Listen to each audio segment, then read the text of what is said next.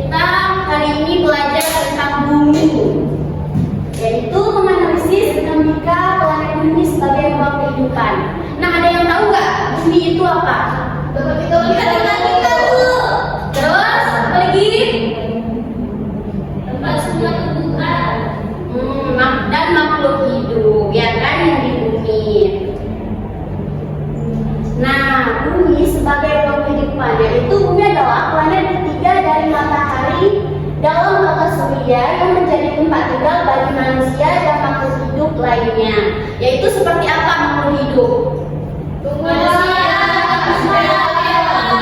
Ya, betul. Bumi memiliki atmosfer seperti air, suhu yang sesuai untuk mendukung kehidupan. Permukaannya terdiri atas daratan benua dan perairan lautan, sungai dan danau.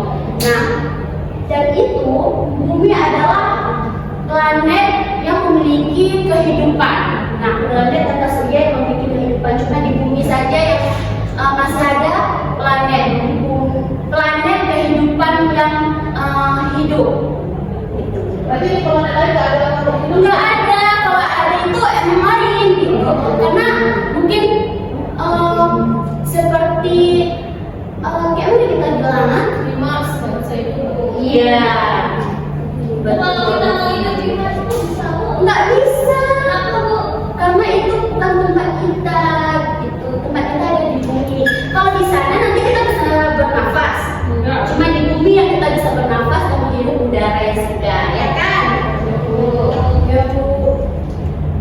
Nah, bagian utama bumi yaitu ada 4 lapisan, yaitu litosfer, yaitu lapisan batuan seperti daratan dan dasar laut. Kan ada di bumi kan? Nah, yang kedua ada hidrosfer, yaitu semua air di bumi, laut, sungai dan danau. Yang ketiga atmosfer, lapisan udara yang meliputi bumi. Yang keempat ada biosfer, yaitu wilayah kehidupan seperti makhluk hidup tadi. Nah, komponen di bumi itu ada 2. Yang pertama ada komponen biotik, benda hidup. Benda hidup apa saja yang ada di bumi? Coba.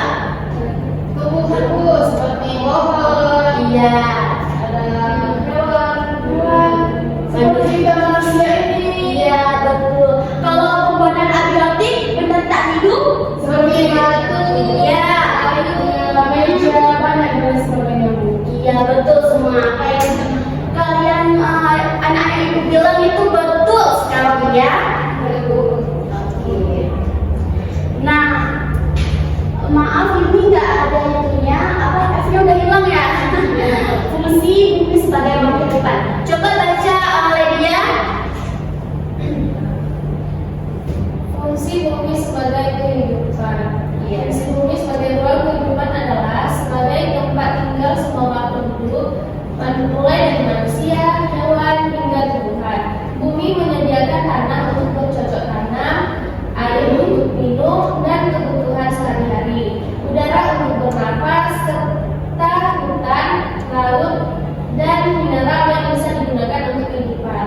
Selain itu, bumi juga menjaga keseimbangan alam lewat siklus air, siklus udara, dan ekosistem yang saling mendukung. Jadi, bumi bukan hanya tempat kita berpijak, tapi juga penopang semua kehidupan, semua kebutuhan hidup agar manusia dan makhluk lain bisa bertahan. Iya. Nah, jadi fungsi bumi itu adalah sebagai ruang kehidupan ya, bagi manusia yang tinggal di bumi. Nah, mulai dari seperti hewan, tumbuhan, dan banyak lagi ya kan. Nah, selanjutnya dampak terhadap keberlangsungan kehidupan. Coba baca Laras. Dampak terhadap keberlangsungan kehidupan. Dampak positif, proses geologi menghasilkan tanah yang subur, sumber daya alam, dan menjaga keseimbangan ekosistem. Sedangkan dampak negatifnya itu adalah aktivitas lapisan bumi dapat menimbulkan gempa bumi, letusan gunung berapi, dan tsunami yang mengancam kehidupan. Nah, ini dampak terhadap keberlangsungan kehidupan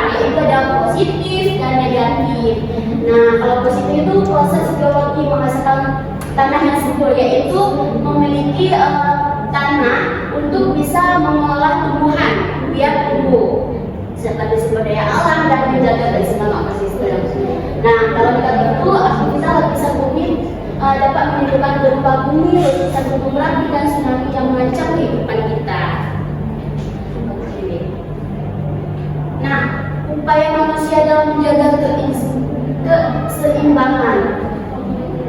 Laras, tolong jawab, pengelolaan sumber daya secara bijak itu kayak mana?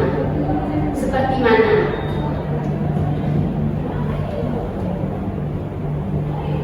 Contohnya itu Bu, seperti kita menggunakan air dan listrik ataupun bahan bakar terus secukupnya Bu, jangan berlebihan. Ya, kalau nomor 2, Kalau itu itu seperti nanam pohon Bu, nanam pohon seperti pohon mangrove untuk mencegah abrasi pantai. kalau nomor 3, Contohnya itu seperti membuang sampah pada tempatnya. iya. Apa yang dikatakan